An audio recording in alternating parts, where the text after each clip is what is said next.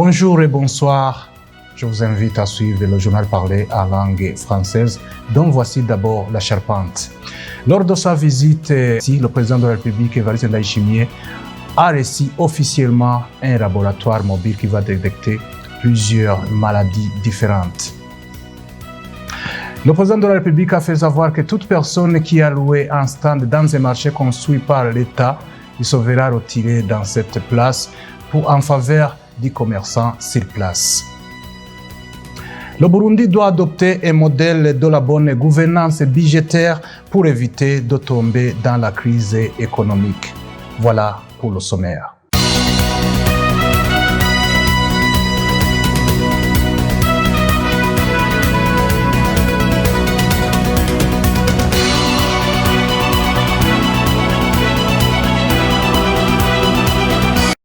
Raymond Prosper Nyonguru, je vous dis encore une fois, bienvenue dans ce journal en langue française. Je vous le disais tantôt, le président de la République du Burundi, lors de sa visite en Chine, il a reçu officiellement un laboratoire mobile. Ce laboratoire servira à détecter plusieurs maladies. Et en Chine, le président de la République du Burundi a été reçu par son homologue. Suivez Évariste Ndayishimiye. Il est le président de la République du Burundi. Igihugu c'Uburusiya rero turafitaniye imigenderanire itari ya vuba, haba mu vy'ubutunzi, imibano n'ivya politiki. Nous avons de bonnes relations avec la Russie qui datent de très longtemps, dans les domaines comme la santé, l'économie, le social et la politique. Et nous apprécions l'état de nos relations qui sont basées surtout sur l'économie, le social et la culture. Au Burundi, nous avons des minerais que nous ne profitons pas. Le minerai utile pour l'énergie, qui est l'uranium. Une entreprise publique russe nous a demandé qu'on collabore pour avoir de l'électricité chez nous. Ils nous ont promis de venir prochainement pour signer un partenariat en fait d'utiliser nos minerais pour avoir de l'électricité suffisante. Ce minerai ne servira pas uniquement pour l'énergie. Il servira également dans le domaine de la santé, pour des maladies comme le cancer, mais également dans l'agriculture. Nous avons été surpris parce que on ne savait pas qu'on avait une richesse qu'on ignorait. Après, nous avons rencontré le leader russe pour qu'il nous octroie officiellement le laboratoire mobile qui détectera différentes maladies. Un laboratoire important qui entre dans notre vision 2040 où le Burundi sera un pays émergent. Après la Russie, nous avons continué notre voyage en Chine pour rencontrer son président. Un président qui a les mêmes idées que celles des Burundais. Même les Chinois ont les idées comme celles des Burundais. En regardant de près, les Chinois et les Russes, ils ont des points communs avec les Burundais. Personnellement, je trouve qu'on se ressemble. Surtout qu'il aime l'agriculture et l'élevage.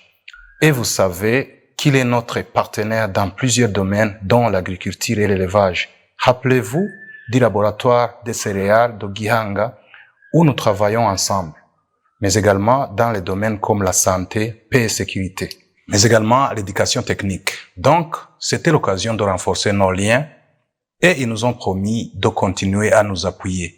Le plus urgent, c'est l'agrandissement de l'aéroport international Mercure Ndadaye, mais aussi la route qui passe par Kinama vers la route Gitega en passant par Tenga. Notre visite s'est clôturée en ayant bénéficié plusieurs choses dont le renforcement de l'amitié entre nos deux pays. Et n'oublie pas que je n'avais pas encore rencontré ces deux chefs d'État. À la fin, je me suis rendu en Éthiopie, où il y avait une réunion qui étudiait comment la jeunesse handicap peut faire partir du projet Jeunesse, Paix et Sécurité.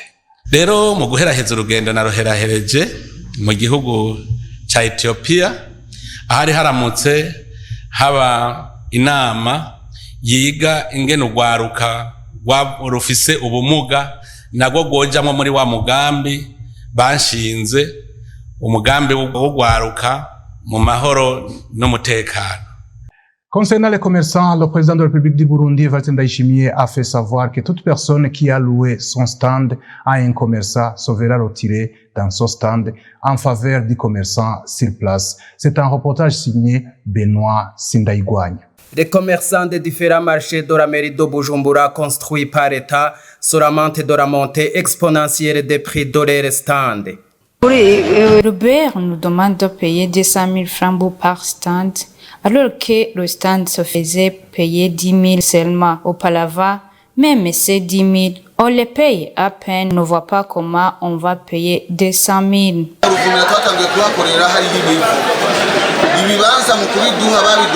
On nous a attribué les parcelles seulement. C'est nous qui les construisons en matériaux durables. Alors, comment on nous fait payer aujourd'hui 450 000 par stand, alors qu'auparavant, il se faisait payer 14 000. C'est beaucoup. Même si on a un capital de 50 millions, on ne peut pas travailler parce que ce stand est trop petit.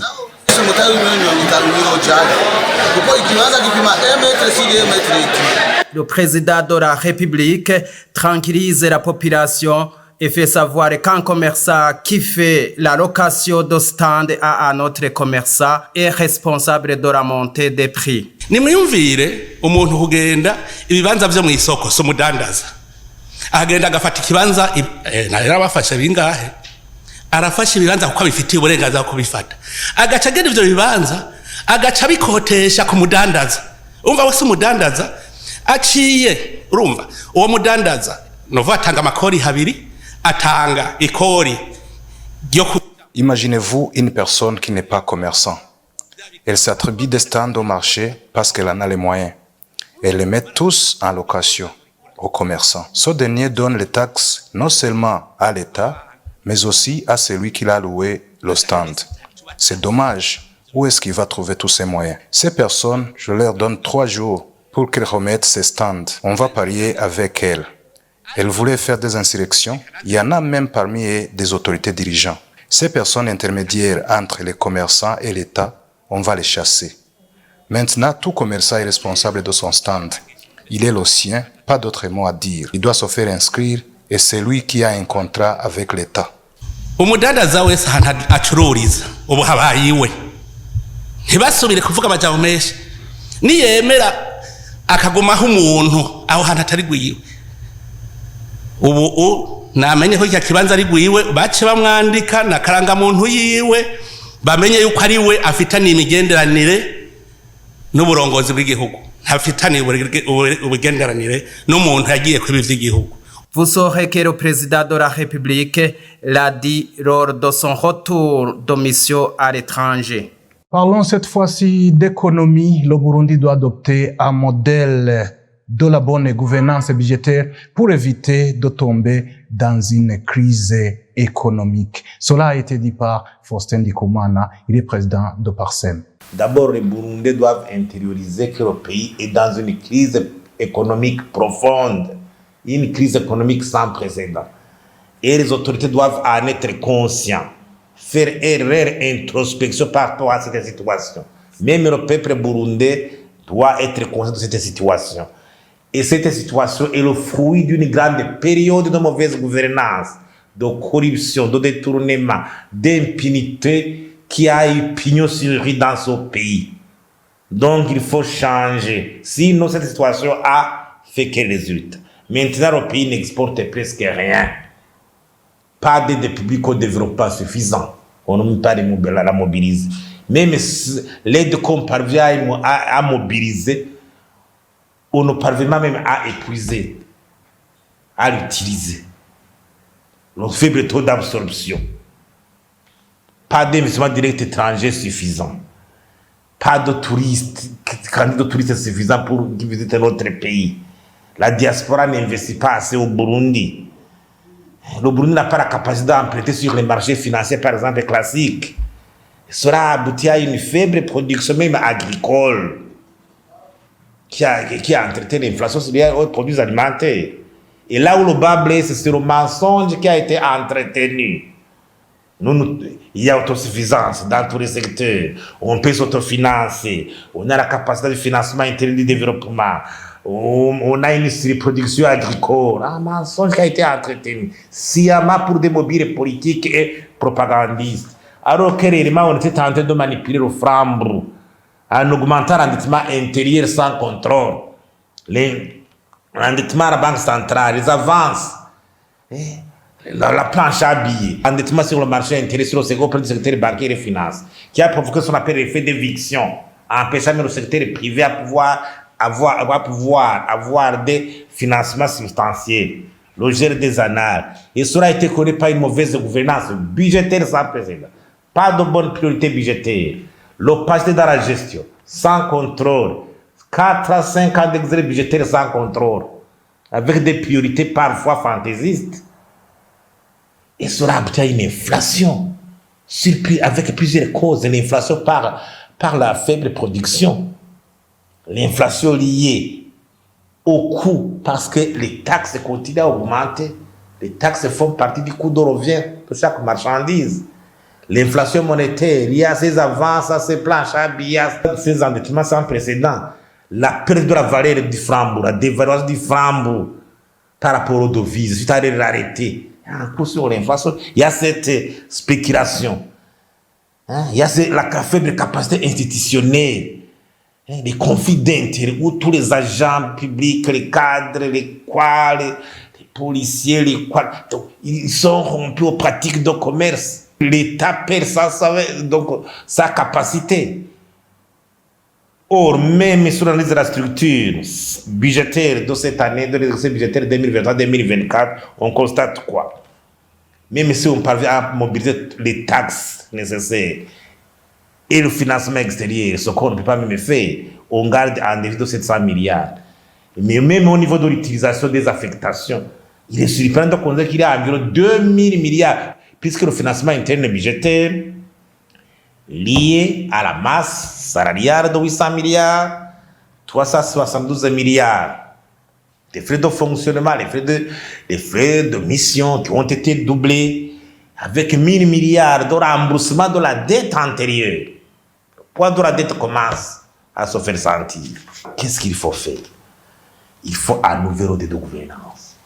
Nous lançons battre au gouvernement et surtout plus particulièrement au président de la République. Sans nouveau modèle de gouvernance, avec des hommes capables de remettre en application, le Burundi vraiment peut tomber dans l'abîme. Il faut un niveau de gouvernance avec quel pilier? La capacité de planification, suivi évaluation de la production des statistiques fiables. Le climat des affaires pour mobiliser les investissements directs et privés étrangers, le partenariat public et privé. La gouvernance budgétaire pour asseoir une bonne discipline budgétaire, un contrôle budgétaire sérieux. La politique monétaire d'échange, non fantaisiste, réaliste. Le secteur financier assaini, la capacité de mobiliser le financement extérieur.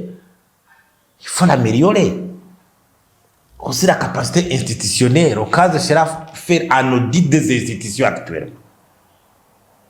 La stratégie de lutte contre la corruption, digne de son nom, parce qu'il n'y a pas de stratégie de lutte contre la corruption. Actuellement, l'impunité est toujours consacrée, sans oublier la cohésion nationale pour éviter que le Burundi retombe dans le cycle de crise politique et qui l'ont paralysé depuis longtemps.